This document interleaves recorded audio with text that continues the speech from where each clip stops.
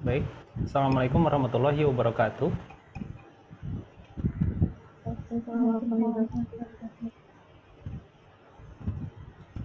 Ya, hari ini kita akan melanjutkan materi terkait dengan visualisasi, dan ini adalah materi terakhir sebelum nanti kita UTS ya. Jadi untuk materi UTS adalah sampai hari ini ya. Jadi sampai visualisasi. Sebetulnya yang kemarin GPS itu untuk materi UAS ya, setelah UTS gitu. Jadi untuk materi UTS itu hanya sampai visualisasi ya. Oke, sebelumnya kita akan sebelumnya saya mohon maaf ya, kemarin menggeser ya ke hari ini karena kebetulan kemarin saya ada kegiatan di Kemenkes ya, jadi seharian gitu. Jadi khawatir nanti tidak sempat ya, waktunya terlalu mepet, jadi saya minta digeser untuk hari ini gitu. Ya. Oke, mungkin kita langsung buka projectnya masing-masing ya. Sebentar.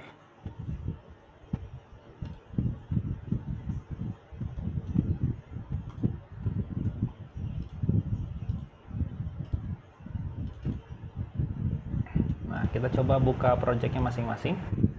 Di Kigisnya ya, dibuka.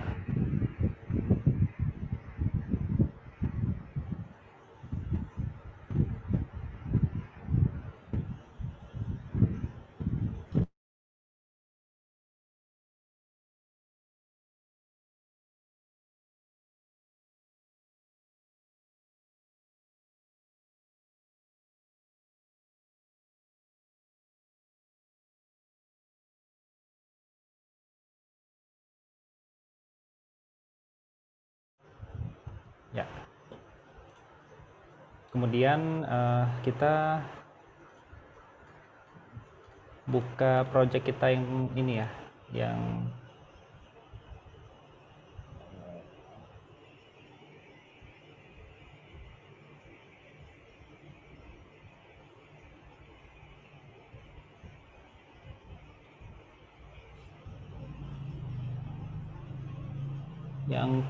kerawanan ya. Coba kita open dari sini aja deh.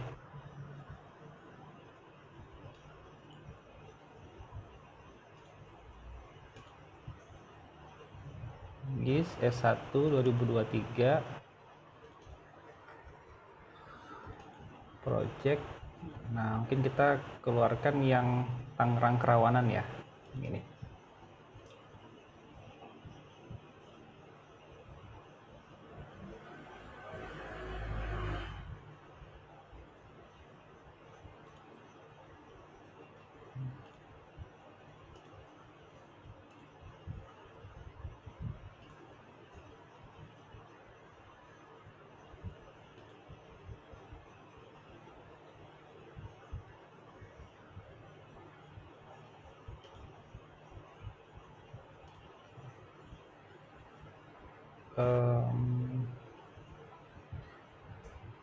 Oh ya, sama ini ya, yang Chevral Tangerang itu ya, Tangerang. Bentar kok.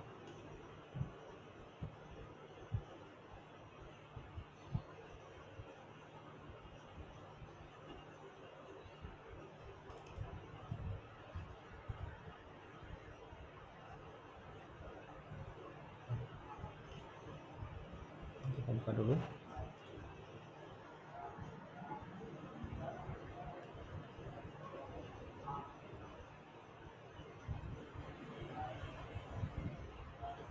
Ya.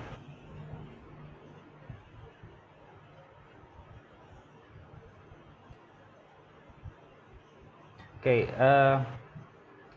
kita hari ini akan menampilkan data ya, visualisasi data. Yang pertama adalah kita akan menampilkan, ini sebetulnya sudah pernah kita lakukan ya. Jadi kita akan menampilkan gradasi ya,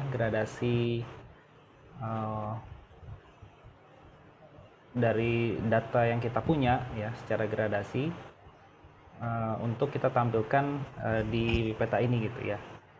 Nah, ini sebelumnya kita bisa bikin beberapa peta tematik ya. Kalau ini adalah peta tematik kerawanannya. Mungkin kita bisa klik kanan duplicate. Nah kita ini, nah ini duplikat betul-betul persis ya. Nah ini kita akan ubah yang ini menjadi berdasarkan variabel diare ya. Klik kanan, properties,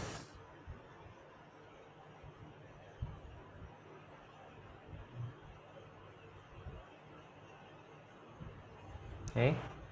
Nah kemudian kita akan mengganti ini simbologinya, ya. Simbologi categorize ya. Kemudian ininya value-nya adalah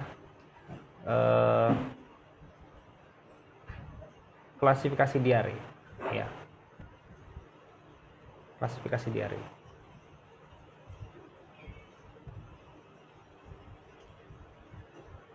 Oke.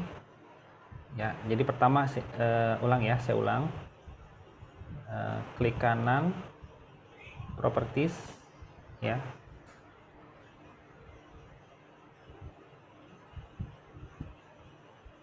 Kemudian kita masuk ke simbologi ya. Di sini ada klasifikasi diare ya.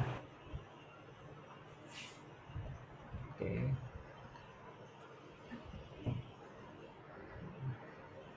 Kayaknya diare ya kalau ini ya. Saya coba classify. Yang diare ya. Oke, berarti ini mungkin kita ubah dulu ya, kita rename nih. Ini namanya adalah, klik kanan rename ya. Ini adalah data diare ya.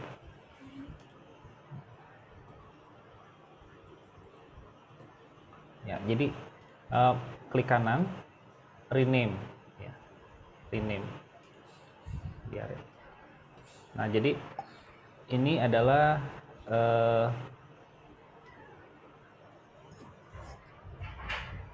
peta tematik yang pertama. Nah, berhubungan dengan ini ya. Berarti ini adalah jumlah kasus diare. Peta tematik atau istilahnya adalah choropleth ya. Choropleth. Berikutnya kita ganti di sini ya, yang ini kita ganti, berarti ini bukan peta diare lagi ya. Properties.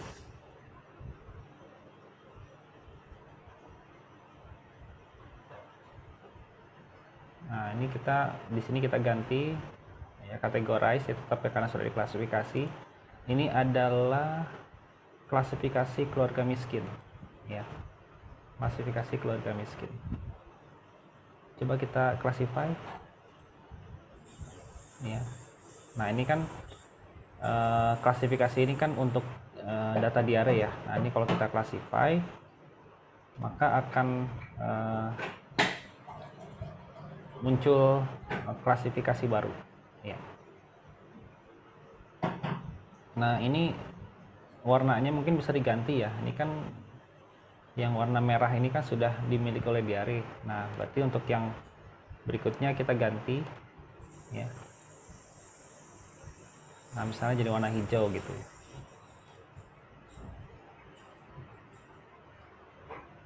Ganti di sini ya. Color ramp green. Ini kecepatan nggak? Kalau kecepatan ini ya. Raise hand.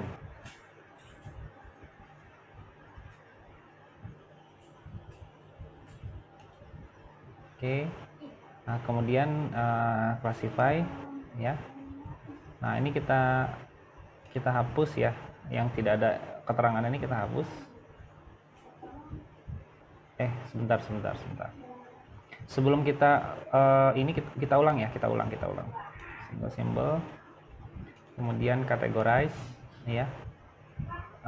Ini adalah klasifikasi diare. Klasifikasi keluarga miskin ya. Ini classify ya. Nah, sebelum kita memilih ini gradasi warnanya atau di sini di color ramp-nya ya. Mungkin ini harus diatur dulu ya, harus diatur dulu supaya dia urutannya sesuai gitu. Ini kalau di sini kan kalau kita lihat ya, ini rendah, sangat tinggi, sedang, tinggi gitu. Nah ini sangat tinggi ini terselip di antara rendah dan sedang ya. Nah ini kan kenapa dia terselip di situ, karena dia mengurutkan berdasarkan abjad gitu ya. Jadi R, S, nah kemudian T itu kan setelah S ya. Kemudian SA, SE. Nah SA berarti duluan nih ya, baru kemudian SE gitu. Jadi dia hanya berdasarkan abjad gitu.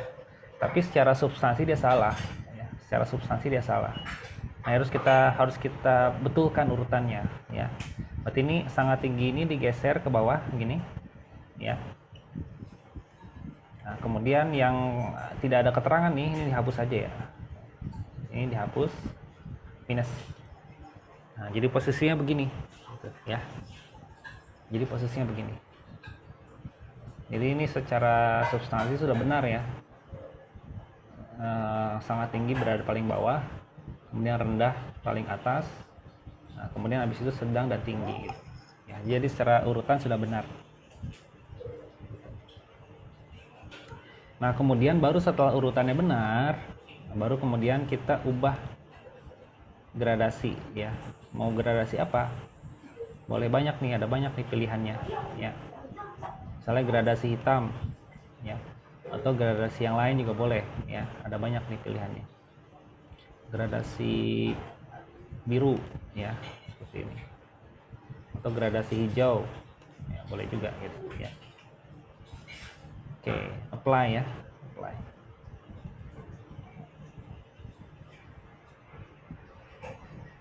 Apply, oke. Nah ini kalau ditunjukkan begini ya gradasinya.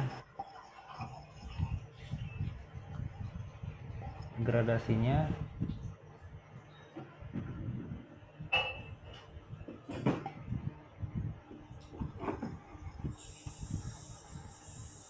oke.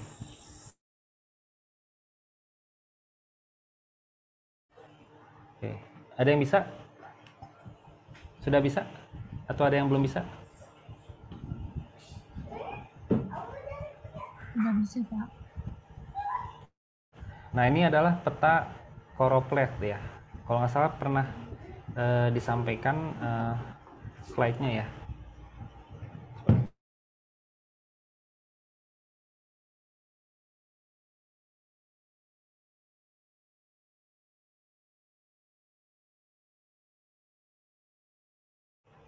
Ya, kita refresh dulu ya sebentar ya. Jadi ini yang dimaksud dengan peta gradasi itu istilahnya adalah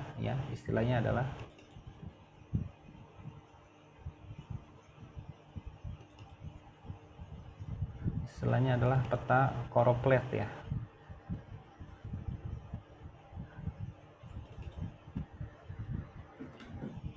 Ya, sambil buka-buka slide sebelumnya.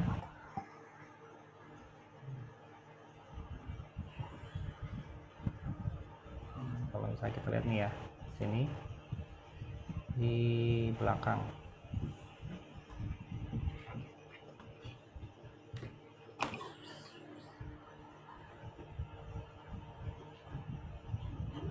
Nah ini ya. Nah, jadi peta yang dia itu gradasi adalah peta choropleth namanya ya, choropleth. Seperti ini contohnya ya. Jadi peta gradasi warna untuk yang itu administrasinya begitu ya, satuan administrasinya kecamatan di sini ya bergradasi ya, sesuai dengan jumlah datanya atau sesuai dengan datanya gitu ya. Oke. Kira-kira begitu ya, ini peta choropleth juga sebenarnya seperti ini ya. Nah ini adalah peta choropleth yang kedua ya, seperti ini. Nah di dalam visualisasi ini, kalau ini kan dia hanya menampilkan kategorisasi ya, kategori yang sudah kita lakukan pengelompokan sebelumnya. Kalau misalnya kita ingin menampilkan data numerik aslinya, misalnya saya ingin menampilkan perbandingan ya antara kasus DBD dengan diare misalnya gitu ya. Atau di sini kita ada datanya apa? Ya, atau misalnya ini pneumonia gitu ya, pneumonia dengan diare misalnya gitu ya. Nah, ini kita bisa gunakan ya, ini kita duplicate lagi ya, duplicate layer lagi. Nah, ini kita bisa, ini kita rename dulu yang ini, klik kanan rename. Ini adalah keluarga miskin.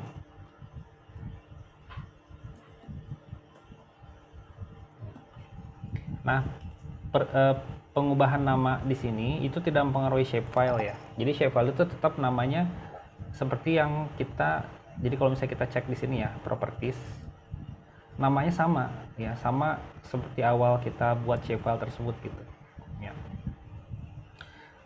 Nah, seperti ini ya. Misalnya saya ke source ya, information ya, information. Maka shapefile-nya ya sama, namanya Tangerang Kerawanan SHP gitu ya. Nah, ketika kita mengubah di sini itu tidak mengubah nama shapefile-nya, dia hanya mengubah untuk keterangan di ini aja, di dashboard kita gitu ya, untuk memudahkan ini variabel apa sih yang ditampilkan gitu ya, hanya rename itu, dia jadi tidak mengubah nama dari shapefile-nya gitu ya. Oke.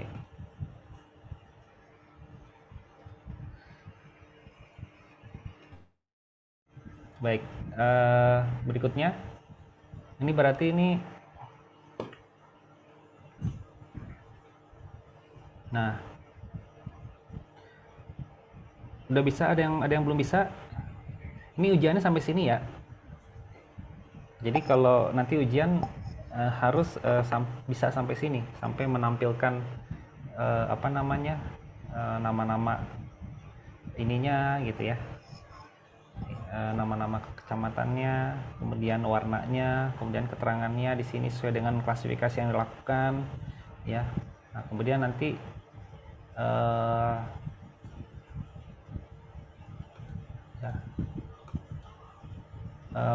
apa namanya, kita kemudian nanti menuliskan nama di sini ya. Oke.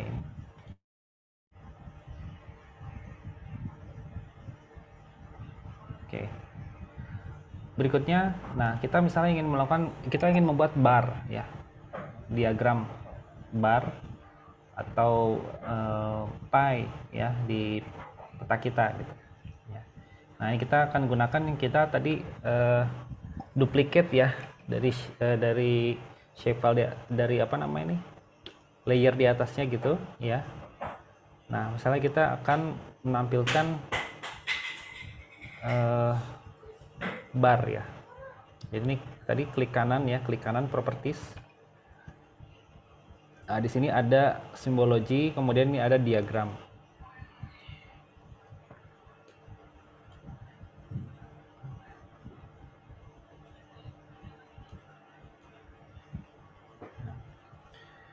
Diagram. Nah, di sini ada piegram ya, histogram. Nah, kemudian juga ada stack bars ya. Nah, misalnya kita coba sekarang dengan histogram dulu ya, histogram.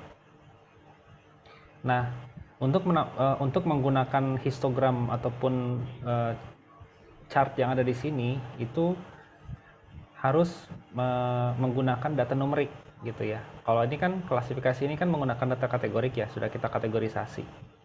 Kalau untuk histogram ini kita harus menggunakan ininya data numerik begitu, asli, data aslinya gitu, data awal, data mentahnya gitu ya, sebelum diklasifikasi. Oke.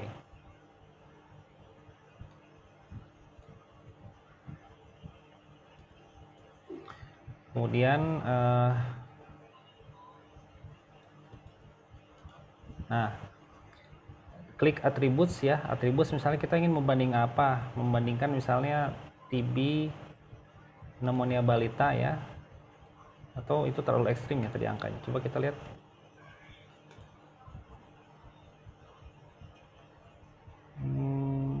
Mungkin campak dengan diare ya, nggak terlalu ekstrim. Kita coba ya, coba dengan campak diare.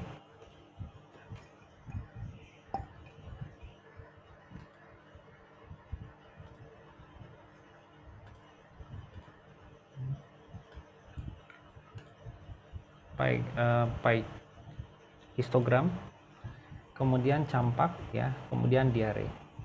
Nah, kita hapus ya, campak dan diare.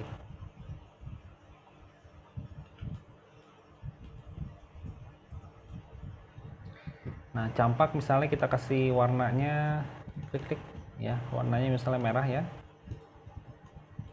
misalnya gitu. Kemudian diarenya warnanya misalnya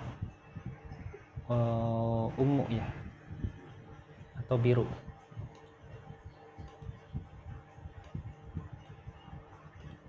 Oke, ini contoh aja ya. Nah, kemudian di sini ada berikutnya, setelah attributes-nya mau ditampilkan apa, kemudian rendering ya. Rendering itu di sini ada lebar dari barnya berapa ya, mungkin tidak perlu terlalu lebar ya, kita setting menjadi 3. Kemudian bar spacingnya 0 ya, jadi tidak ada spasi. Nah, kemudian size-nya ya. Nah, ini kita pakai nilai maksimumnya yang dari campak diare ya, diare. Nilai maksimumnya kita cari ya, find. Oke. Jadi dia sebagai nilai maksimum, jadi harus kita cari dari beberapa variabel yang kita gunakan, yang ingin kita tampilkan, cari mana yang paling besar nilainya ya, nilai maksimum itu ada di mana gitu ya. Misalnya kalau diare maksimumnya 5000, kalau misalnya campak 200, nah berarti kita ambil nilai maksimumnya diare itu sebagai benchmark maksimum gitu. Jadi artinya semua itu akan mengikuti proporsional sesuai dengan nilai maksimum ini gitu ya, untuk ukurannya gitu. Kemudian placement. Nah, placement ini misalnya kita mau taruh di mana ya, around centroid ya, atau over centroid ya, di tengah ya, seperti ini. Nah, kita coba over centroid aja ya. Oke, option barnya nanti akan menghadap ke atas ya, akan menghadap ke atas. Oke, nah itu aja cukup ya. Oke, coba kita apply dulu.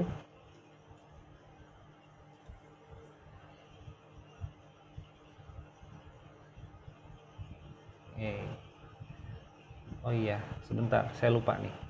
Di simbology ya, di simbology untuk yang warna ini ya, klasifikasi ini diubah ya, diubah menjadi no symbol. Simbolnya, simbologinya adalah single symbol ya. Jadi warnanya hanya satu warna, tidak ada gradasi warna. Untuk yang ini kan keterangan untuk diare ya, untuk keluarga miskin ya. Nah, ini kita hilangkan dulu. Jadi kita bikin simple symbol atau single symbol ya. Kemudian warnanya bisa kita ganti. Misalnya warnanya yang soft ya, kayak seperti ini. Oke. Nah, kita coba. Ini di off kan dulu, nyalakan. Nah, ini adalah angkanya. Ini kalau misalnya belum kelihatan ya, ini kita bisa coba perpanjang, ini dipanjangkan ya, properties,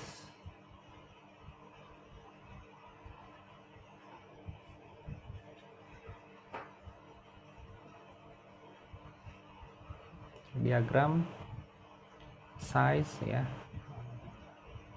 Ini bisa kita perbesar jadi 10 ya. Apply. 20. Oke, oh, ternyata memang ekstrim ya bedanya ya. Jadi diare dengan campak itu perbedaannya agak jauh ya. Oke, campak tuh kecil-kecil ya. Coba kita perbesar lagi.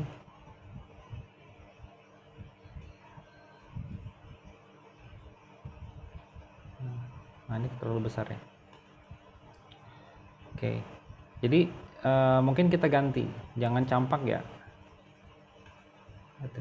Jangan campak atributnya,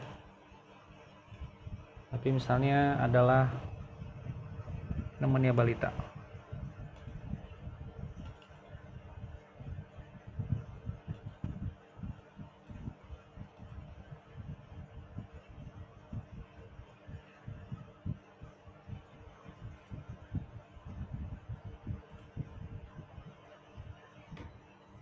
Nah, ini mulai kelihatan ya.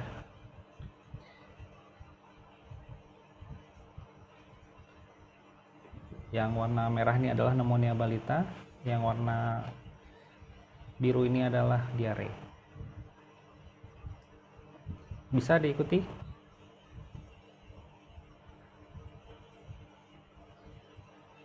Pak, saya petanya malah jadi hilang. Oke, coba bisa share screen biar kelihatan. Sebentar, Pak.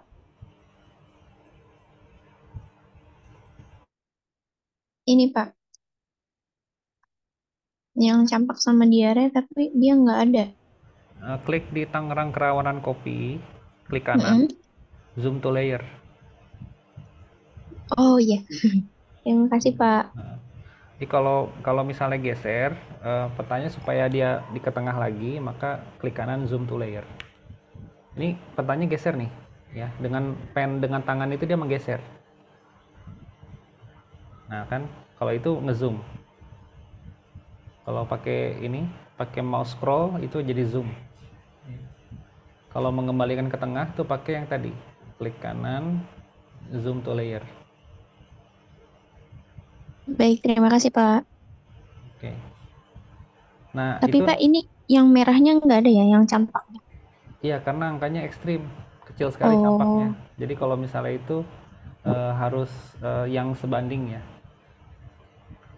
iya, Karena baik, terima kasih, Pak. karena yang diare itu sampai berapa? 5.000 ya. Jadi campaknya kelihatannya kecil sekali. Ya.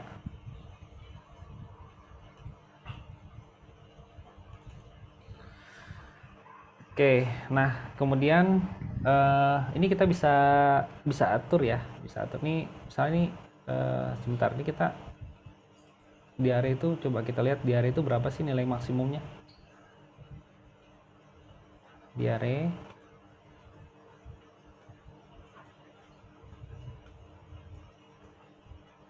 diare nilai maksimumnya 5.156. Kalau pneumonia 3733. Oh ya berarti ini nilai maksimum kita pakai dari yang diare ya. Oke, klik kanan, coba kita lihat tadi betul nggak nilai maksimum yang kita pakai.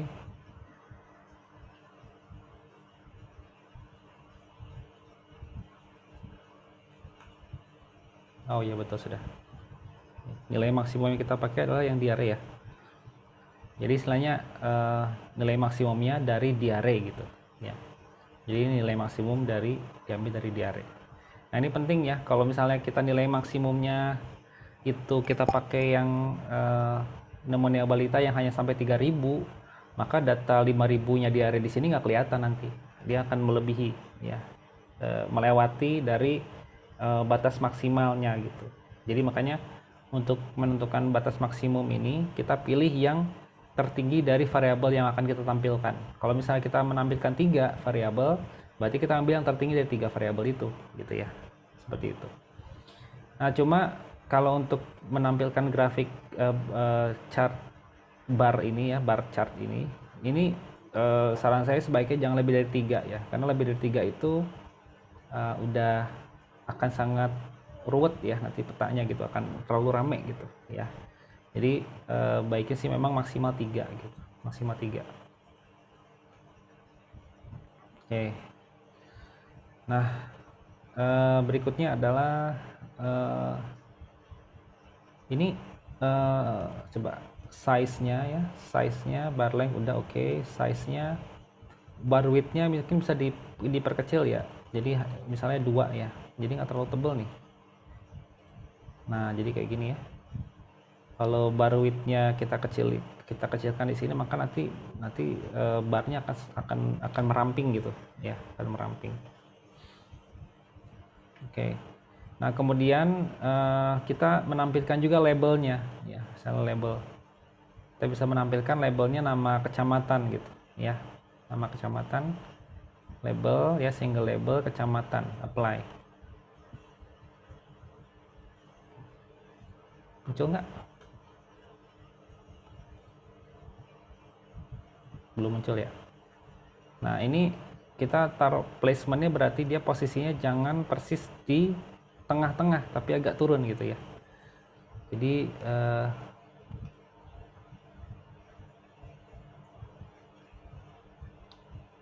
placementnya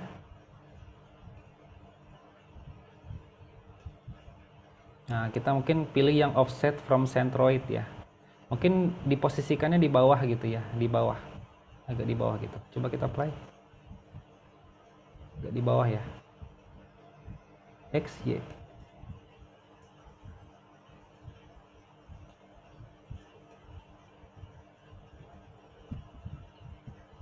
Nah, jadi dia kenapa tidak muncul, karena dia bertabrakan dengan grafiknya, dengan apa namanya, dengan barnya gitu ya. Nah, ini bisa diturunkan ya. Jadi diturunkan dengan cara placementnya ini offset from centroid yang kita pilih ya, offset from centroid. Centroid itu maksudnya nih, centroid itu tengah ya. Jadi diambil sekian jaraknya dari tengah gitu ya. Nah, di sini kita bisa menentukan apakah dia posisinya di atas. Kalau di tengah kan tadi sudah nggak mungkin ya, karena sudah ada ini kan grafik ini, maka pilihannya adalah di bawahnya gitu. Nah, berapa jauhnya dari tengah ini kita bisa atur, misalnya 4 ya, 4 dari tengah gitu ya. Kalau misalnya 5, coba kita 5. Nah,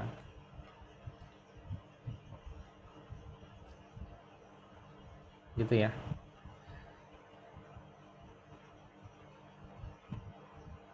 Coba kita pilih 6, bisa nggak 6? Apakah semakin banyak yang muncul? Semakin banyak ya. Jadi dengan kita memasukkan angka di sini itu membuat jarak gitu ya. Berapa nih jaraknya nih? 7. Nah, 7 itu adalah terhadap sumbu Y. Jadi dia turun ya. Kalau misalnya kita tulis 7 di sini, maka dia akan ke kiri ya, akan bergerak di dalam sumbu X gitu ya. Nah, coba lagi 8. Nah, 8 muncul, hampir muncul semua ya, 8 ya. Gitu. Nah, kira-kira begitu ya. Jadi nanti apabila tidak muncul, kalau yang tidak muncul satu ini, nah ini kita bisa nanti tambahkan nanti di layout gitu. Jadi nggak apa-apa. Ya, tapi setidaknya mayoritas sudah ketemu ya, kelihatan ya. Ini ya. Gitu. Oke, gitu ya. Apply. Oke.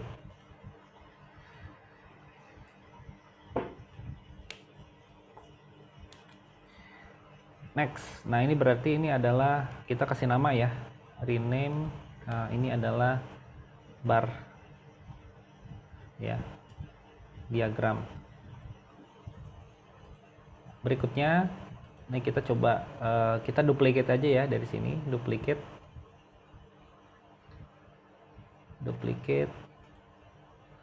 Sekarang kita bikin bukan gradasi, pie ya, pie chart. Ya, coba di sini. Ini kita sudah duplicate ya, dari yang ini tadi kita duplicate. Nah, sekarang kita properties,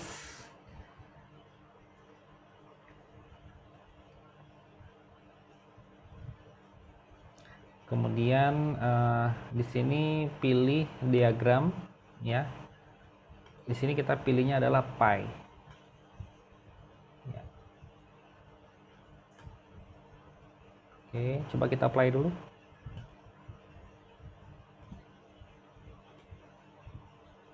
Pi.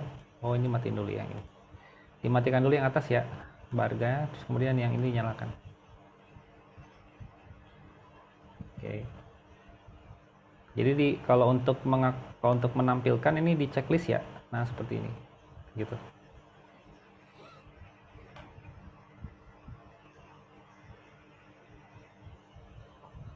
Nah, di sini menariknya adalah tadi sudah bisa ya yang pi ya.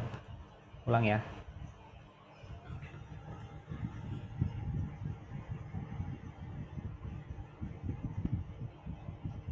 Jadi dipilih diagram, kemudian pi ya, di sini pi chart.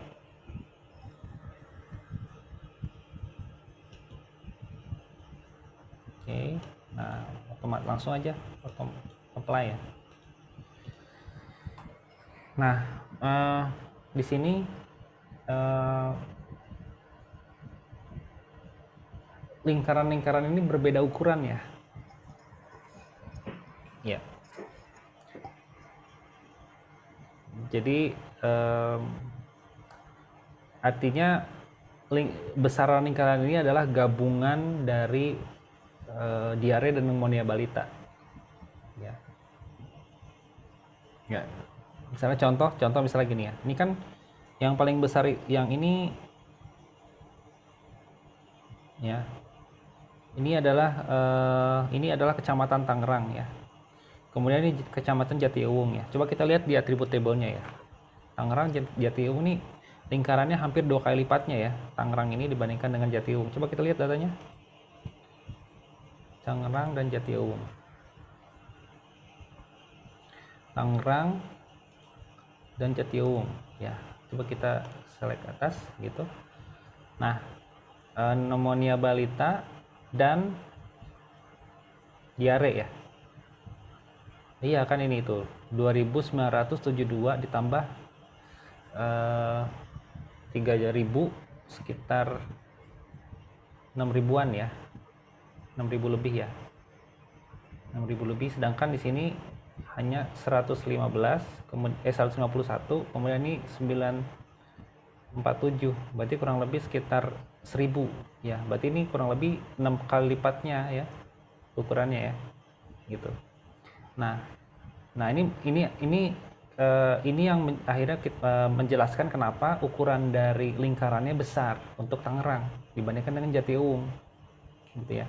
Karena Tangerang itu adalah gabungan dari ini pneumonia balita ditambah dengan diare, ya. Nah, kemudian proporsinya juga berapa nih? Kurang lebih ini hampir mendekati ya, hampir 50%-an gitu ya meskipun. Jadi tapi ini lebih besar yang ini ya. Ini kurang lebih 60-40 ya. Nah, tapi kalau yang ini dibandingkan dengan ini kurang lebih 1/10-nya gitu ya. Kurang lebih ya, yang ini sama ini gitu. Jadi makanya di dalam peta kelihatan seperti ini ya. Jadi jumlah ukuran lingkaran ini menentukan volume atau jumlah total kasus, jumlah keduanya ya, diare dengan pneumonia balita dijumlahkan. Nah, jumlah pneumonia dan diare digabungkan itu lebih besar daripada jumlah pneumonia dan diare digabungkan di sini gitu. Jadi gabungan dari Jatiuwung itu masih lebih kecil dibandingkan dengan Tangerang. Jadi kelihatan dari lingkarannya ya, gitu. Nah, kemudian dari untuk yang ini warna biru dan merah ini adalah proporsi bahwa di sini diarenya itu lebih dari 50% ya, sekitar 60% gitu. Sedangkan pneumonia diarenya ini ya 40% gitu. Jadi gitu ya. Jadi ada dua informasi yang bisa kita tampilkan di sini. Yang pertama adalah ukuran lingkaran ini menggambarkan berapa jumlah kasus gabungan ya dari dua penyakit ini gitu ya di situ. Kemudian juga dia juga menggambarkan ini proporsi ya, di dalam Kecamatan Tangerang itu berapa pneumonia balita, berapa diare. Dan di sini kelihatan proporsinya adalah lebih banyak pneumonia balita dibandingkan dengan diare. Gitu. Nah, kalau di Jatiuwung ini lebih banyak diare, ya proporsinya daripada pneumonia balita, gitu. Ya, meskipun ya kalau kita lihat di sini jumlah total kasusnya masih lebih kecil daripada Tangerang. Gitu ya cara bacanya ya. Jadi kita mendapatkan dua informasi nih dari ini. Sesuatu yang tidak kita dapatkan di sini, ya. Kalau di sini kan kita nggak bisa tahu ya. Belum apa namanya, ya artinya tidak terlalu kelihatan gitu ya. Seperti itu. Tapi kalau di sini, kalau di pie chart ini lebih kelihatan. Kita rename ya pie. Ini kita rename-nya adalah histogram.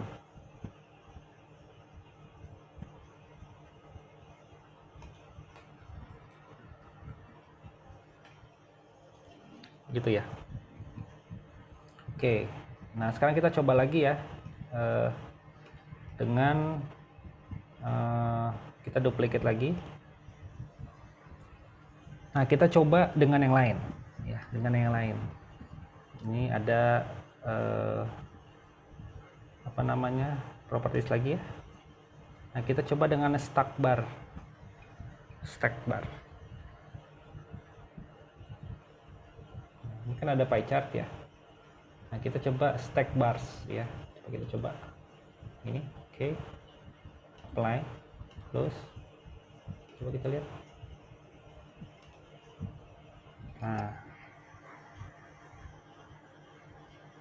Nah, kalau ini mungkin jadi relatif menggambarkan ya. Jadi bar yang panjang ini ya memang bisa dikatakan ini yang ini nih ya, ini lebar, ini panjangnya 6 kali lebih banyak ya kurang lebih dibandingkan dengan yang ini kan gitu. Ya.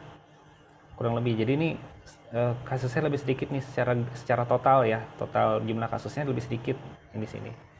Kemudian secara proporsi juga bisa kelihatan. Di sini lebih banyak adalah diare, sedangkan kalau di sini lebih banyak adalah pneumonia gitu. Ya. Nah, stack bar ini juga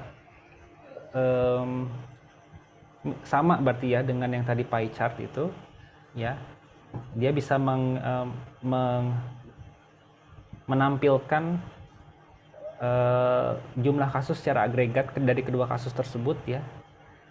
Berapa gitu ya. Nah, ini berarti nih di sini di kecamatannya yang paling banyak nih ya kasusnya, gabungan dari keduanya, sedangkan yang di sini sedikit gitu. Jadi ini panjangnya bar ini menjelaskan jumlah kasus gabungan ya di situ.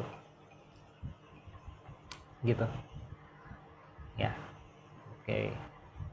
Ada yang bingung? Nah, ini kita kasih nama ya.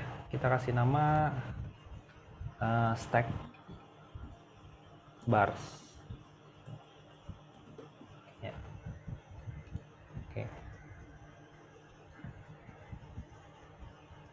Nah, coba kita kembali lagi ke keluarga miskin ya. Nah, ini keluarga miskin. Nah, ini adalah untuk UTS ya, cukup sampai menampilkan ini saja gitu ya. Tidak perlu membuat histogram, pie chart ya, stack bars, tidak perlu ya. Cukup membuat choropleth map ya dari data yang sudah diklasifikasi. Jadi memang teman-teman nanti harus bisa mulai dari normalisasi, kemudian klasifikasi ya, normalisasi, kemudian join ya, kemudian klasifikasi, setelah itu visualisasi ya, visualisasi seperti ini. Oke. Nah, untuk ujian itu cukup menampilkan begini aja ya. Jadi nanti apa namanya, bikin label ya, kita bikin label nih.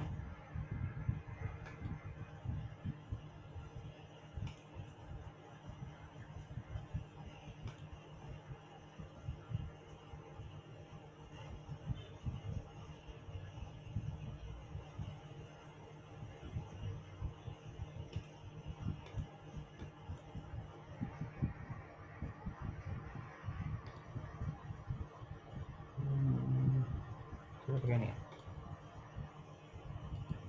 Jadi nanti kasih nama ya di sini.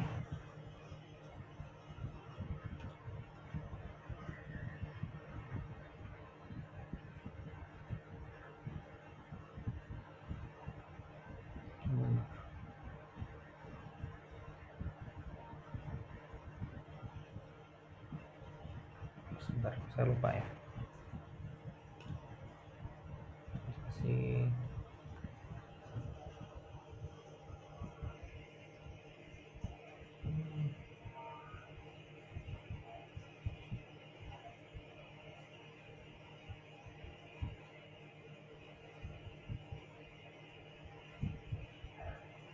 pakai annotation, text annotation.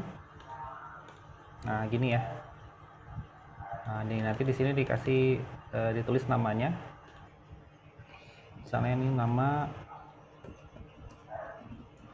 Fajar Nugraha ya, misalnya NPM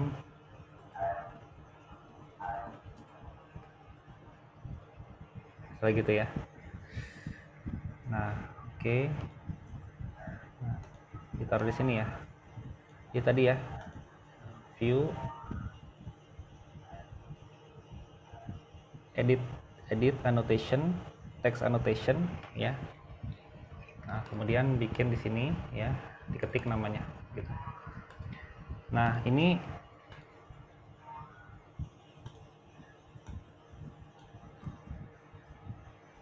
nanti ini langsung di print screen ya, di print screen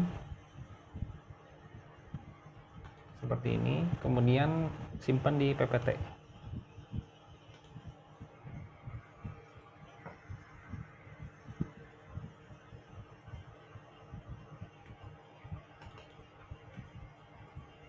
Nah gini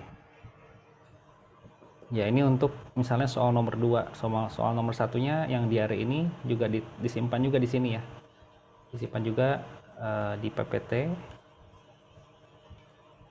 Nah saat seperti ini gitu ya, di print screen, kemudian tampilkan juga di sini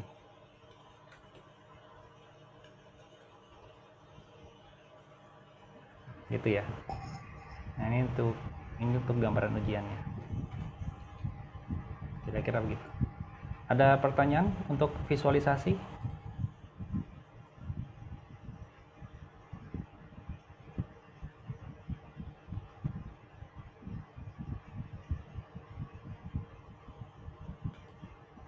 Oke,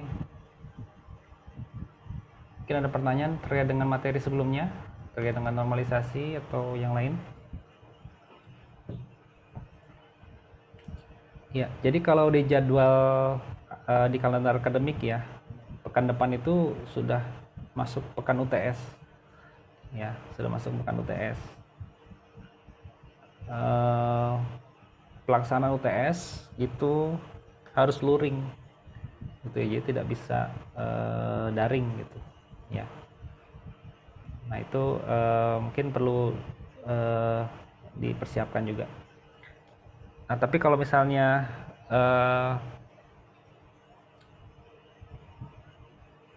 belum bisa minggu depan untuk ujian ya, tetap UTS itu tetap harus luring ya teman-teman ya, tidak boleh UTS itu daring, tuh tidak boleh untuk sekarang, mulai sekarang dan seterusnya. Jadi UTS itu harus luring gitu. Jadi kalau misalnya memang pekan depan belum bisa ujian karena ada satu lain hal ya, misalnya dari teman-teman berhalangan gitu, mungkin bisa kita ujian di pekan depannya, tapi harus luring gitu ya, harus luring dan seterusnya luring ya, dan seterusnya luring gitu, seperti itu ya. Mungkin ada yang ingin ditanyakan, cukup bisa dipahami nih, nggak ada yang merespon, khawatir saya ini lost in translation. Lost in tersesat di dalam ini apa namanya materinya gitu. Kalau kira-kira ada yang ingin ditanyakan atau gimana? Ya, jadi ini ujiannya seperti ini ya teman-teman. Nanti ada petunjuknya di soalnya, kemudian nanti kalau dengan luring kan nanti kita bisa apa namanya, kalau ada yang kurang jelas bisa ditanyakan ya, seperti itu. Oke, berikutnya mungkin saya ingin menyampaikan terkait dengan ini ya, nanti kelompok mungkin untuk jurnal itu nanti akan diinfokan ya setelah jurnal. Tapi saya mungkin ingin menyampaikan dulu terkait dengan ini ya, terkait dengan apa namanya, tugasnya gitu ya. Sebentar. Jadi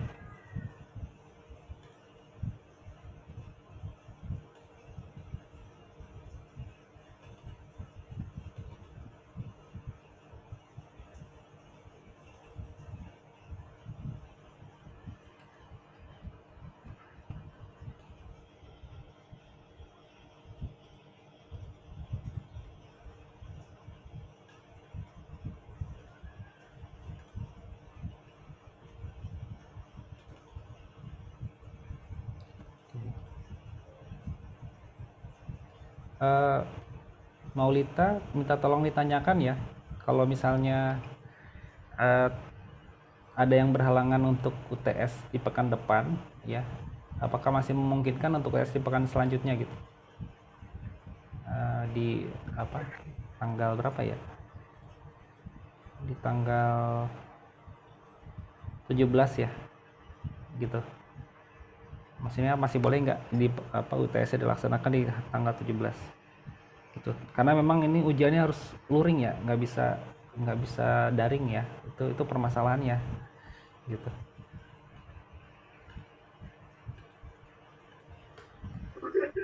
Ya baik Pak, nanti saya tanyakan.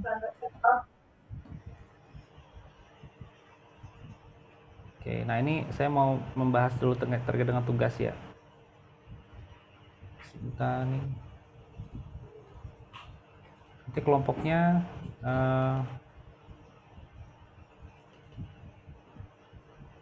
jadi ini ada contoh terkait dengan tugas telah jurnal ya.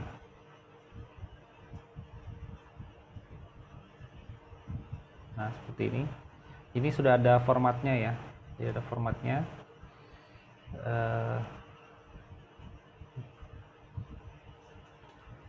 Nah, kurang lebih seperti ini ya.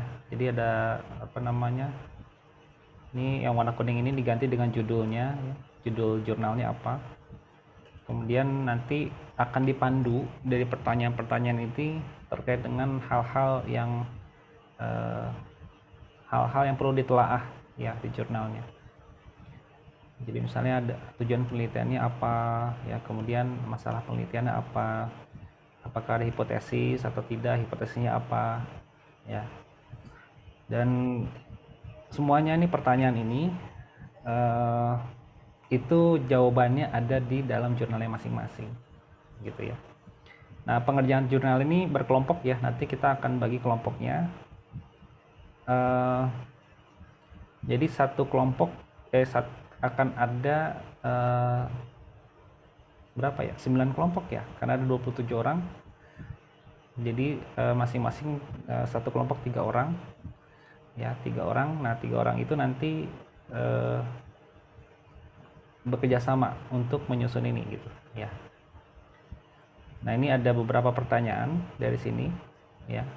Kemudian juga ini ada subbab terkait dengan telaah kritisnya gitu. Jadi kalau ini adalah lebih ke menjawab pertanyaan ini ya. Sebenarnya ini adalah bahan untuk kita mengisi di telahannya gitu ya.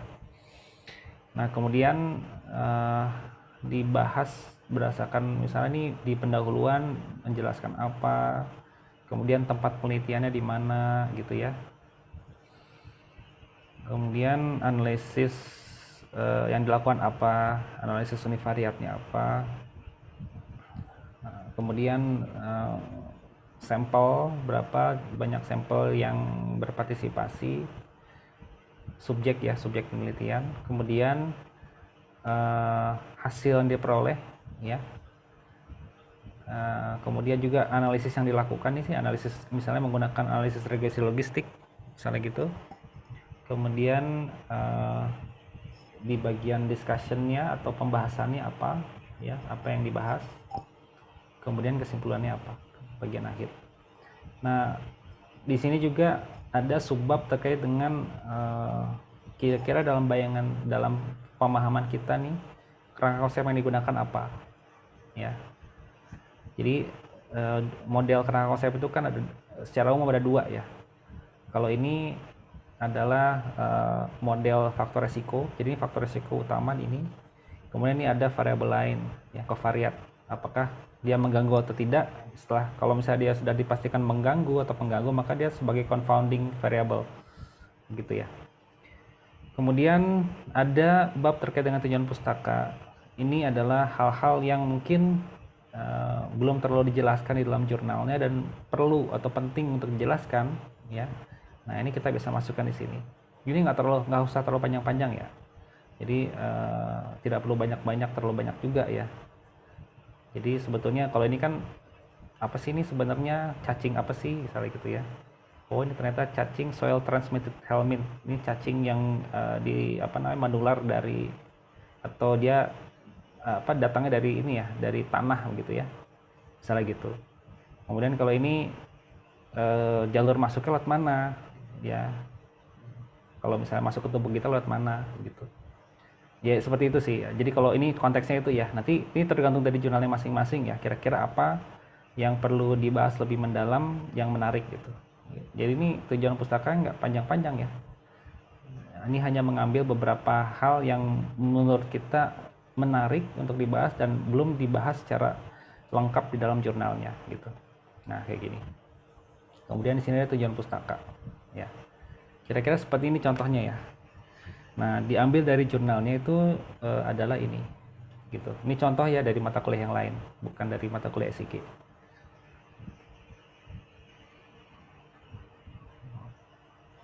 Nah, kira-kira seperti ini, ya.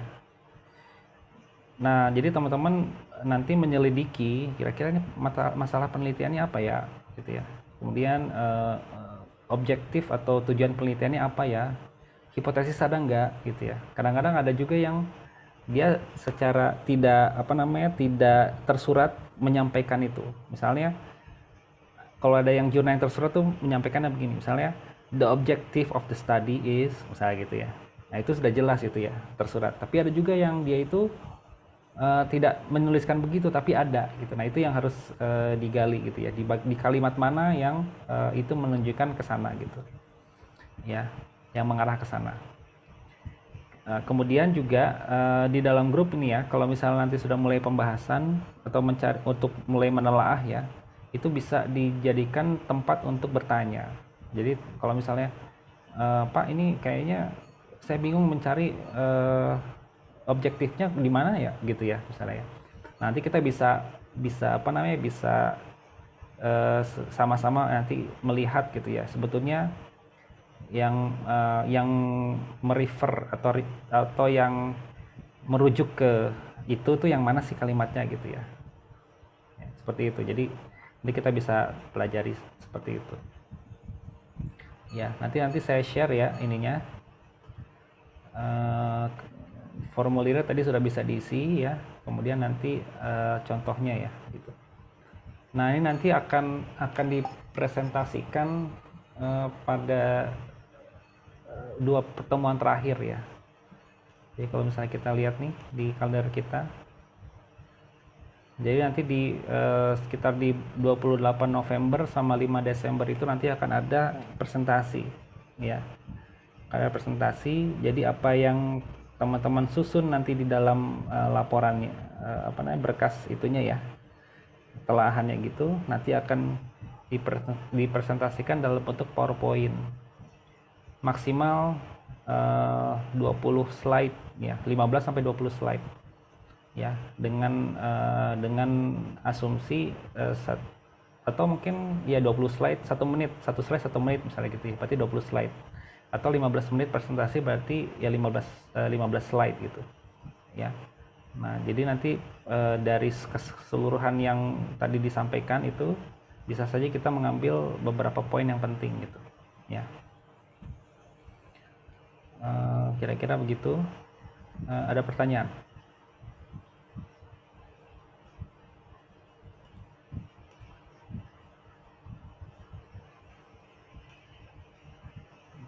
Jadi nanti kelompoknya menyesuaikan ya dari jurnal yang terpilih gitu ya. Dari jurnal yang terpilih. Nanti dari jurnal yang terpilih itu nanti kemudian kelompok dibentuk ya, kelompok dibentuk. Jadi jangan membuat kelompoknya dari sekarang. Nanti kita tunggu dulu ya, kira-kira nanti 9 jurnal yang terpilih itu apa, kemudian nanti itu yang akan ditelah secara berkelompok. Ya. Ada pertanyaan untuk ini ataupun yang untuk yang sebelumnya, materi-materi sebelumnya?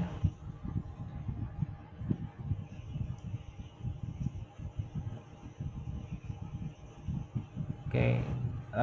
Untuk UTS minggu depan apakah ada yang terkendala untuk UTS minggu depan?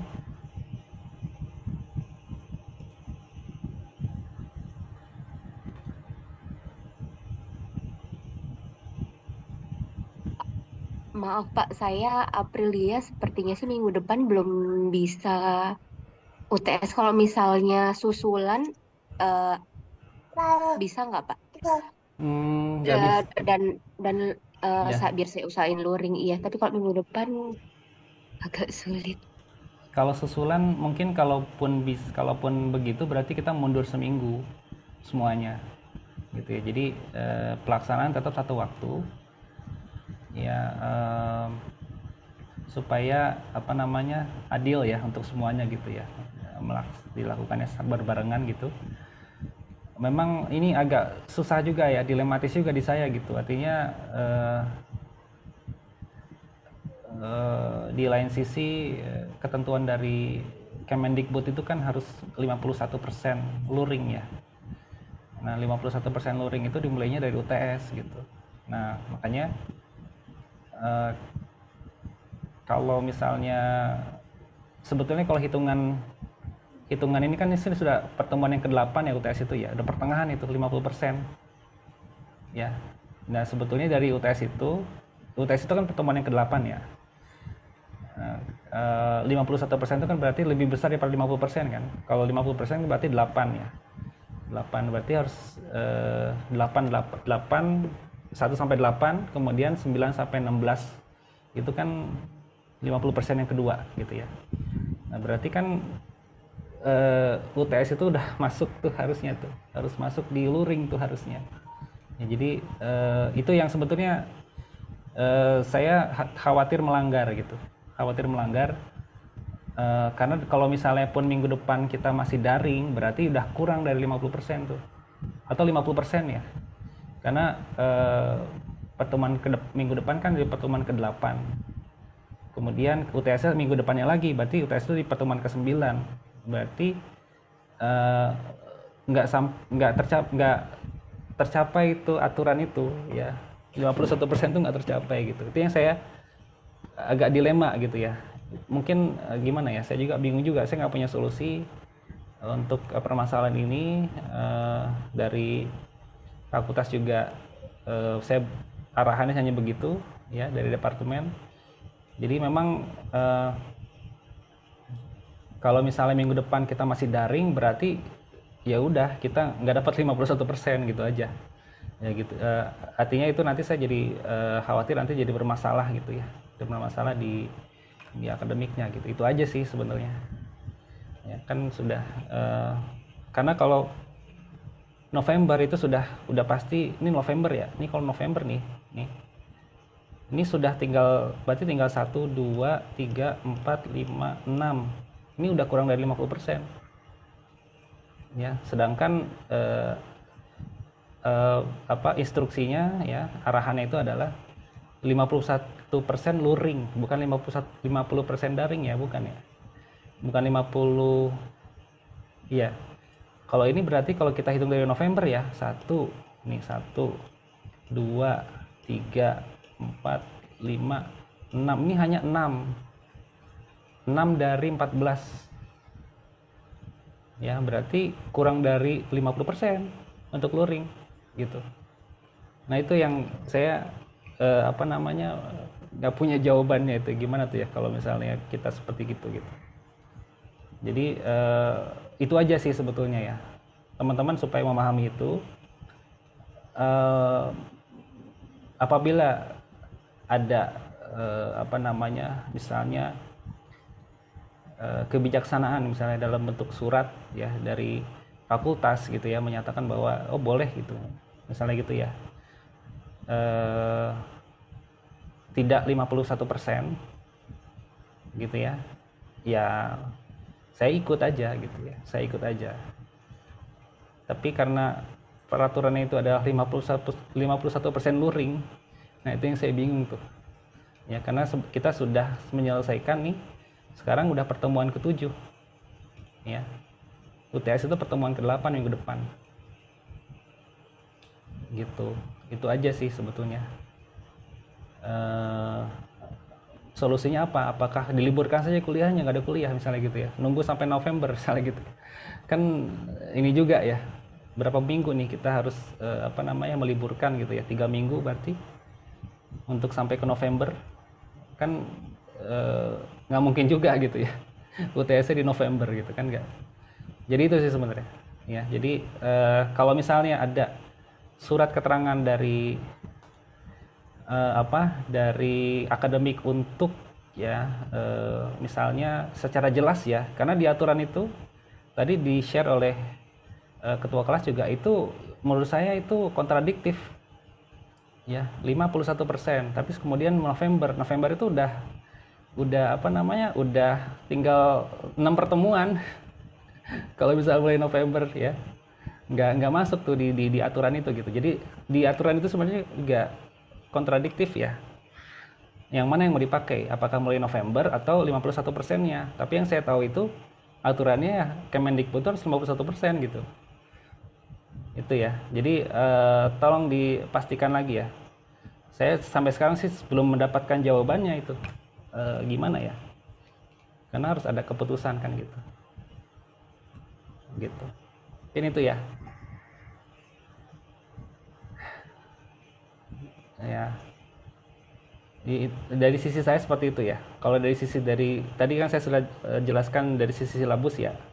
Jadi mungkin nanti bisa ditanyakan lebih detailnya seperti apa ke akademik ya. Teknis di lapangannya bagaimana gitu. Apakah boleh misalnya kita pengajar boleh melanggar, tidak tercapai 51% luring, jadi kita mulai misalnya di November, oke. Tapi kalau dari November berarti hanya 6 pertemuan dari 14. Coba kita hitung ya, 6 pertemuan dari 14 itu berapa persen? 6 dari 16, sorry. Iya, 6 dari 16.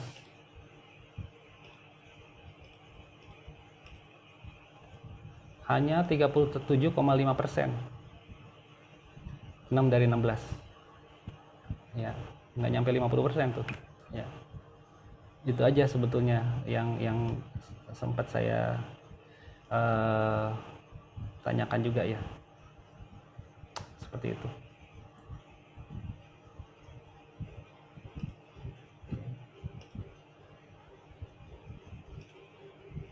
Wajar, terima kasih Pak. Iya. Memang dilematis ya, saya juga bingung juga ini melihat aturannya. Mungkin saya coba share yang itu ya, yang di-share oleh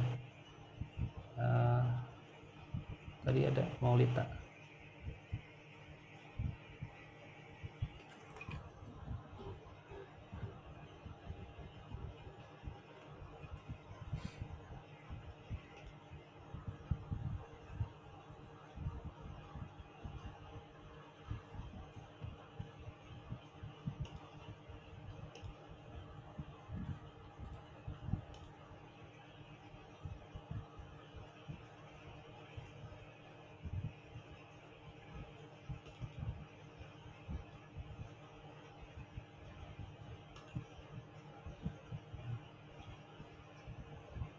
Coba saya share dulu ya supaya jelas. Nah,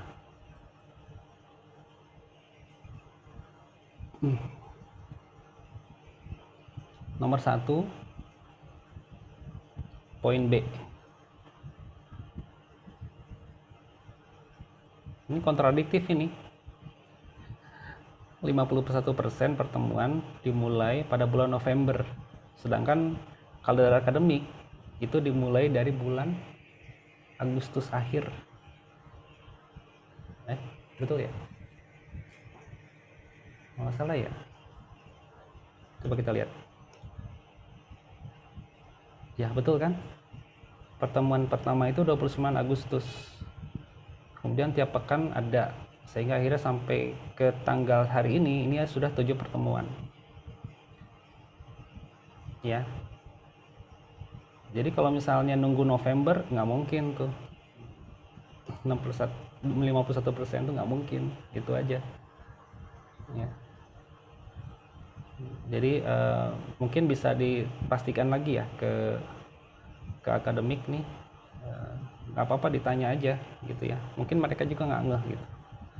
Bahwa ini sebetulnya kalau misalnya mulai November itu berarti bukan 51%. Nggak mungkin. Hanya 37,5% luring gitu. Jadi 51 ini nggak akan tercapai kalau kita mulainya di November.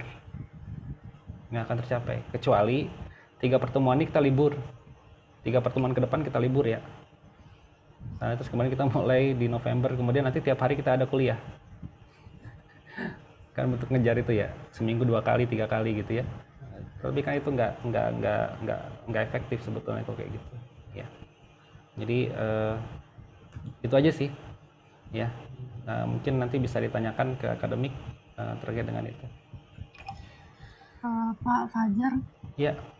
kalau misalkan UTS-nya dimundur seminggu tapi minggu depan tetap offline, kuliahnya itu bisa Pak?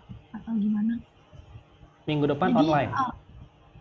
iya offline, luring, tapi UTS-nya dimundurin. Jadi walaupun misalkan minggu depan ada yang nggak bisa masuk, ya berarti setidaknya UTS-nya dia bisa masuk Pak. Berarti minggu depan luring. Minggu depan Iya, luring. Iya. Kemudian ujiannya minggu depannya lagi. Iya. Berarti yang tidak bisa datang minggu depan absen. Iya, seperti itu Pak. Jadi daripada nggak bisa datang di UTS minggu depan, jadi mending nggak bisa datang di pas perkuliahan aja gitu maksudnya. Iya. Boleh aja sih seperti itu ya. Jadi minggu depan luring. Kemudian berarti yang tidak bisa hadir berarti absen karena tidak ada tidak ada kebijakan untuk ini ya, hybrid gitu. Terus minggu depannya lagi baru kemudian kita ujian gitu ya. Ya bisa aja kayak gitu. Jadi tetap 51%-nya bisa terjaga gitu ya. Bisa terjaga. Bisa aja begitu. Kalau sepakat begitu ya kita sepakati begitu boleh.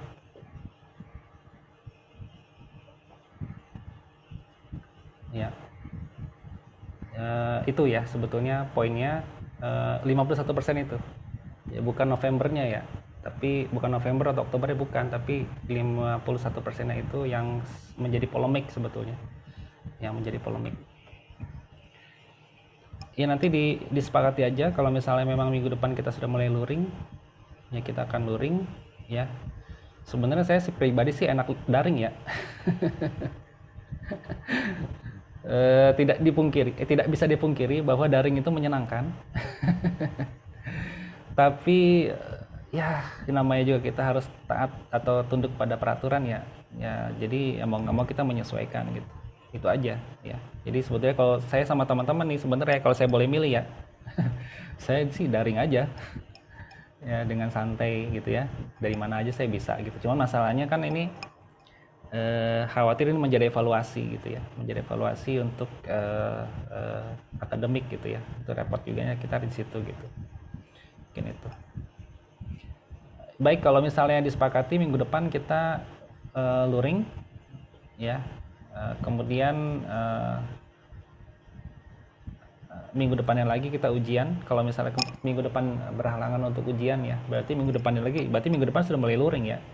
Minggu depannya lagi ujian luring, kemudian seterusnya luring gitu. Ini tuh ya. Oke, ada yang ini? Ada yang ingin berpendapat lagi? Boleh?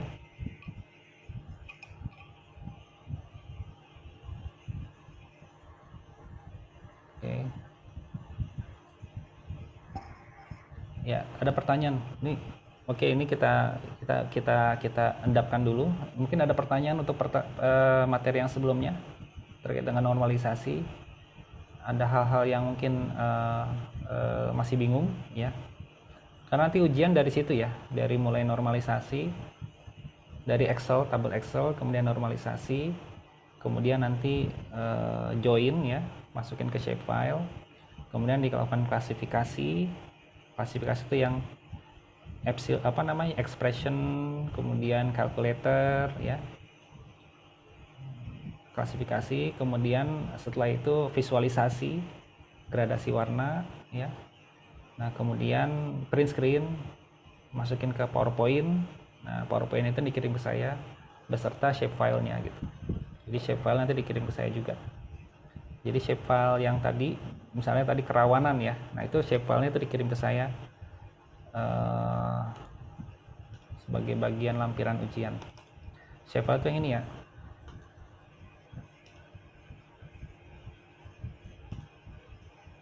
Ini di copy ya nanti.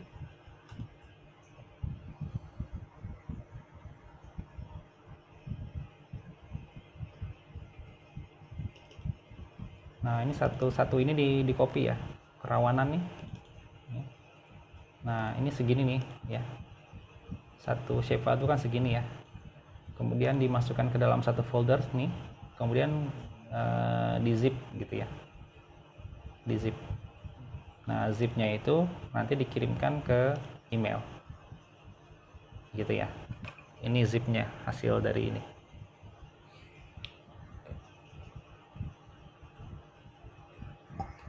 Bapak maaf izin bertanya. Ya silakan. Kalau untuk menghentikan annotation-nya gimana ya Pak? Menampilkan annotation. Buat dia berhenti ngeditnya, soalnya kalau di sini kalau diklik tetap muncul gitu annotation-nya. Ya. Oke. Annotation.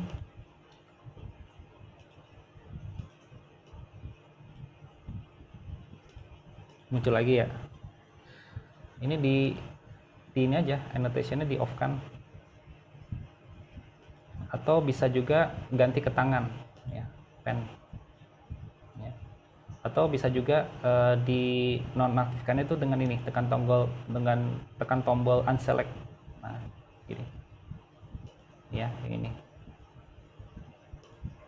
Jadi nggak muncul lagi. Bisa dengan ini, bisa dengan unselect juga bisa, di unselect. Jadi ya. Nah, ini penting ya, mencantumkan ini ya. Jadi ini sebagai nama gitu, identitas ya, tugasnya. Maaf Pak, untuk unselect-nya itu gimana caranya biar dia muncul? Soalnya di saya nggak ada tampilannya gitu itunya Pak. Coba bisa ditampilin nggak? Sebentar.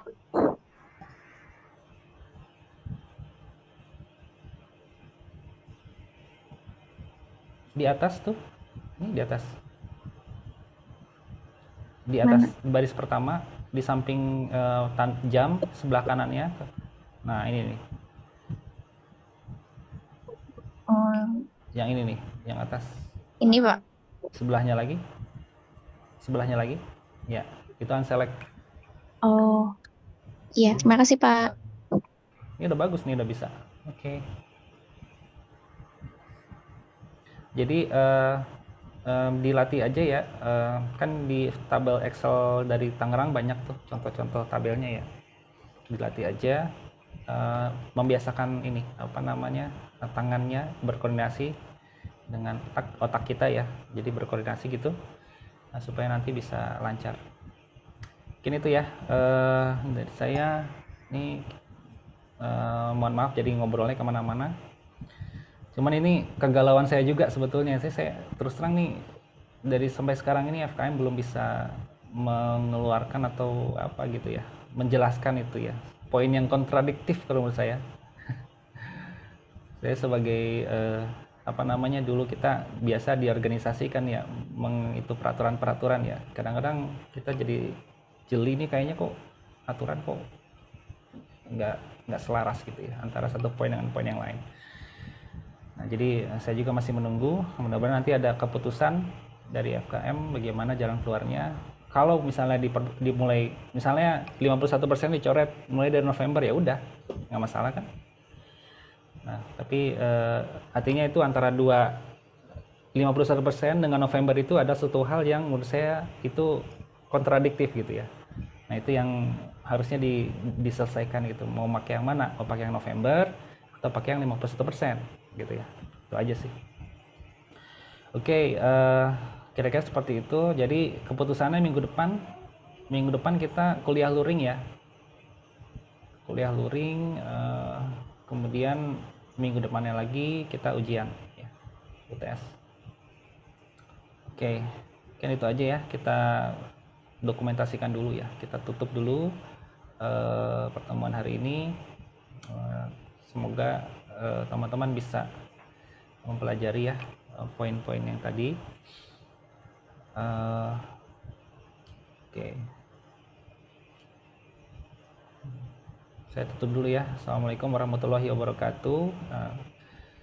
Silakan teman-teman untuk off on cam ya, untuk sebagai bukti ke sekretariat departemen.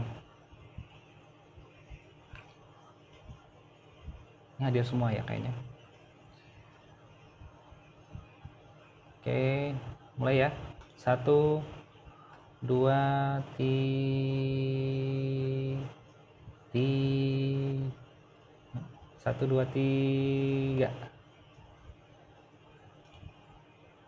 Oke, sebentar ya, saya taruh dulu.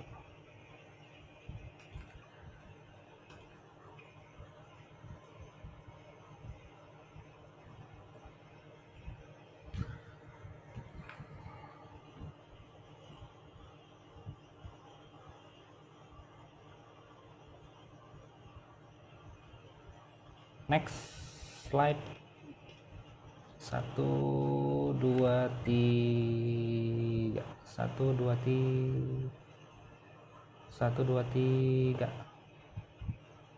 Oke. Baik, terima kasih ya untuk waktunya. Mohon maaf kalau tadi ada hal-hal yang mungkin kurang berkenan ya. Terus terang saya juga bingung. Jadi daripada saya bingung sendiri, mending kita bingung bareng-bareng ya. Kita bingung bareng-bareng. Mudah-mudahan saya coba tanya lagi ke akademik ya. Mudah-mudahan mereka nanti bisa memberikan satu kepastian. Ini sebenarnya mau dipakai yang mana? Ya. Nanti saya coba infokan nanti ke grup atau ke ketua kelas ya terkait dengan itu.